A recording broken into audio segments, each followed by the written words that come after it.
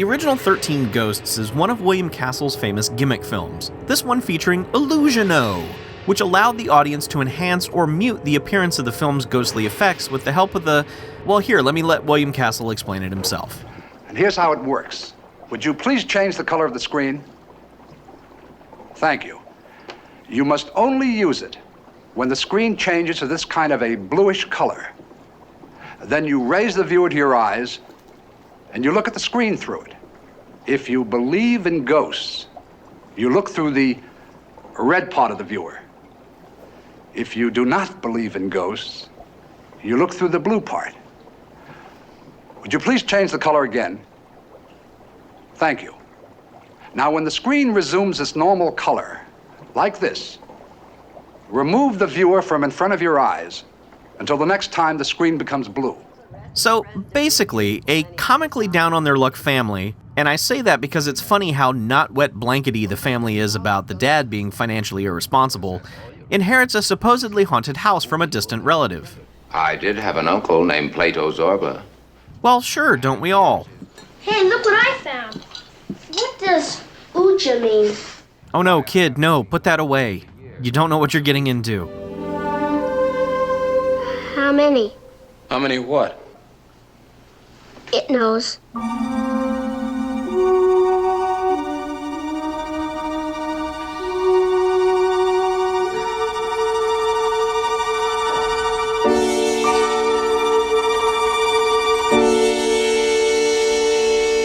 "13. 13 what? Ghost."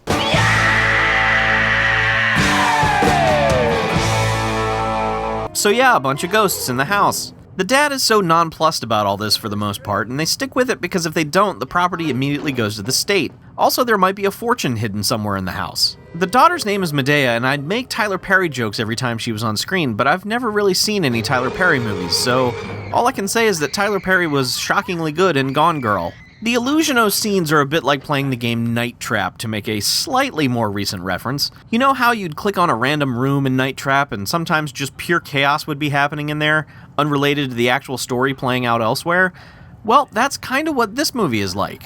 There was a nice DVD collection of William Castle films once upon a time that contained 8 of his movies and a documentary about his career. Of course, that's out of print now, but a slimmed-down collection is available from Mill Creek Entertainment, which is how I viewed this film. It's a decent, affordable set, and I think if you're interested in Castle's career, this is a fine place to start. As for the film itself, it runs out of steam in the third act, and the ending is kinda nonsense, but it's still watchable and the performances are good. The gimmick, in retrospect, helps make it pretty fascinating all these years later, whereas this movie without the gimmick probably would have been forgotten by now.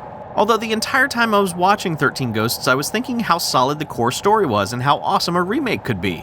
And then I realized that it already had been remade, and I'd seen it. I'd seen it in the theater. However, when I saw it back in 2001, it was without the perspective of having seen the original. So while I thought it sucked in the past, does it still? Yes. Yes, it does. It's so bad. But for the first 30 minutes or so, I wondered if I'd been wrong about this remake. The first third, while not great, isn't a disaster. It sets up its premise decently and introduces us to everyone in the cast, including F. Murray Abraham, hooray! And, Matthew Lillard.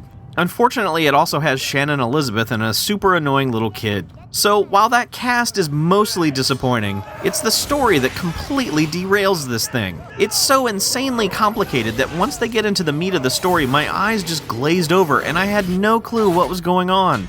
Something about the Black Zodiac and the Event Horizon warp drive is in the basement of this house, and Jesus, is this story needlessly dense with bullshit. And the real shame of it all is that the set design is amazing. It deserves a much better movie, or, say, a TV show. Think about it, a limited-run 13-episode series, taken seriously, with the core gimmick of a haunted house and 13 ghosts inside that have to be dealt with. I'll give you that one for free, Hollywood. Just thank me when you collect your Emmys. So, okay, here's the deal. Strictly for research purposes, I also watched Fred Olen Ray's 2002 softcore porn parody, 13 Erotic Ghosts. Again, it was for research. Shut up. That right there is an actual film credit. The setup for this is, well, actually similar to the original film. There's a house that's haunted by some ghosts, although these ghosts all tend to be female and naked and having sex with each other. A film crew arrives to document it. Do you understand how much money we have invested in this Yes, project? lots of money. Okay, here. Thank you, thank you, thank you. God, what a bitch! She reminds me of my top sergeant back in Nam. Old Iron Pants, we called him. Iron implants is more like it. That's good. I heard that, and for your information, they're 100% real. Okay? These are ghost goggles. Jackie, Gosh. These are ghost goggles. They'll help us to see the ghosts. did you get these from a cereal box? You know what? Be very careful with those. They're very expensive. High technology. Really? How do you turn them on? Do not shake it.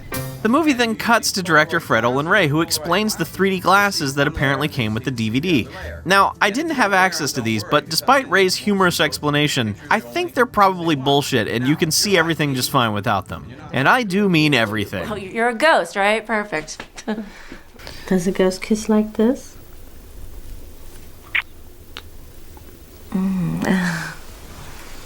Evidently.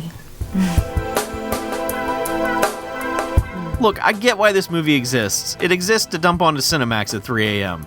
As such, the sex scenes are nearly porn, but not quite, falling into that category I like to call stripper porn. Everyone's just going through the motions. At this point, no one is watching this movie for the sex scenes though, because actual porn is readily available. But the naked ladies are mostly attractive, and their freedoms of expression are still appreciated. Also appreciated are the various cartoonish sound effects that Ray uses during said sex scenes. Squeaky noises when boobs are fondled will always make me chuckle.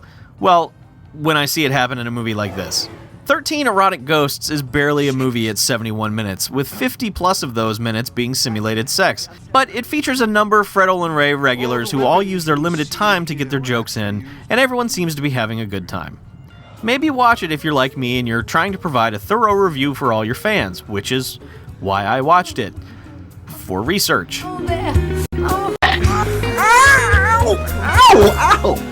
Don't mess with my boobs. She was lying, by the way, they're totally implants.